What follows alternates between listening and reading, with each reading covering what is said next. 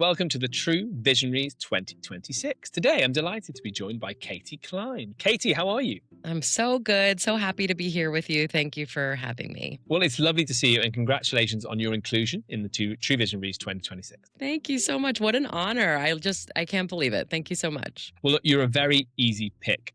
Now, tell me, my friend, we've got 3 rapid-fire questions. Tell me to start with, how and why did you get started in short-term rental? So, my husband and I had been living in the UK for about 6 years in London. My daughter was born there. We were extremely happy living there. And unfortunately, my mom is very sick. She was diagnosed with Alzheimer's when she was about 59 and a half years old. So, really quite young. And as I watched her disease progress, I kind of had this moment where I just thought, I need to be home. I need to be closer to her. I need to be there to help with her care, to help my dad. So we decided when my daughter was about 10 months old to move back to the States.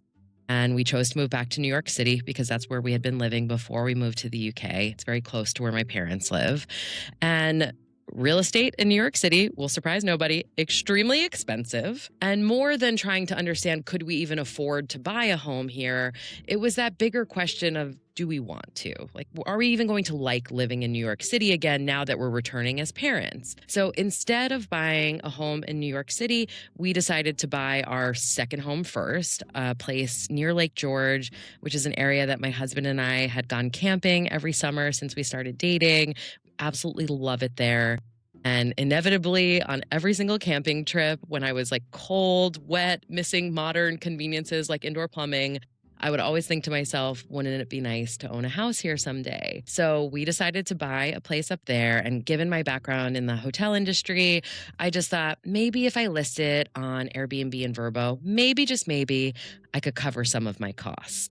And now what you know and the amazing short-term rental industry know as well is not only did I cover all of my costs, but I also profited off of that as well. So really, once I started to see how well that was working, a year later, my husband and I decided to buy a second property to do the same thing. And I was still very intimidated at that point. I didn't know if this was going to work or if this was a bit of a gamble. But once I listed that second property, I saw that we were booked solid every single weekend from May through November. And that's really when things shifted for me. And I realized this is not a fluke. This is a strategy. And now I own 3 short-term rentals and I co-host a 4th, and I am actively looking for what's next. That's a fantastic story. I love it. I love hearing about that, how you've sort of leveled up, and it's become a way of life almost. Now tell us, you'll have a good answer for this, I'm sure, given your experiences. What's the one thing that hosts are not doing that they should start doing today? I think hosts really need to focus on their guests' arrival experience. And this is something that I take from my time in the hotel industry. When I was working for a brand called Le Méridien, we did some proprietary research that found a guest's opinion of their entire stay is really formed in the first 10 minutes of their stay. So from a short-term rental perspective, I think about things like, did I give my guests good enough directions, or did they drive past the house a few times before they actually found it? If they're arriving at night, does the light come on? Does it stay on long enough to unpack the car, to get the kids out of the car? Did I give them their own personalized key code, or are they digging around for a physical key? When they entered the house, is it perfectly clean? Is it cool if they're arriving in the summertime? Is it warm if they're arriving in the wintertime? All of those things that we all know when we arrive to a hotel or a short-term rental, it instantly makes us exhale.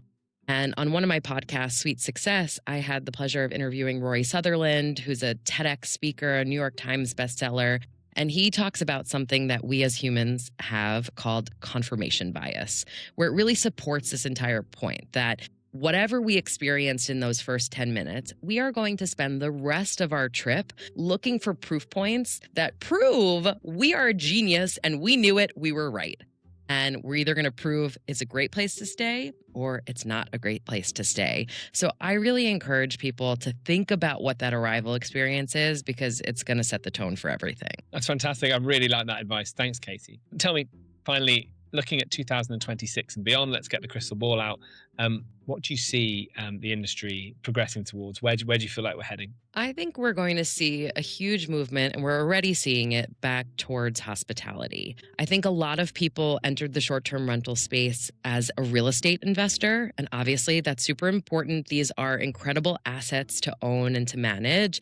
But really, that moment that we open our doors to guests, we shift from real estate investor to host. And if we're not putting hospitality at the forefront, we're going to see that reflected in our revenue. We hear a lot about, the short-term rental bust and that this is not a sustainable way to make money anymore. Yet then when we look at people's listings, we're seeing bad photos of unmade beds. We really need to think about that we are in this for a transaction. We are delivering an experience and then our guests are paying us money. So if we put hospitality at the forefront, really put that through in everything we're doing, whether it be the amenities that we're giving or even little things like, are we providing enough garbage bags for the entire stay, as opposed to here's one to get you started and you can go get the rest, really over delivering in the way that we're taking care of people. I think those are going to be the operators who succeed. Katie, that's absolutely wonderful advice. Thank you very much.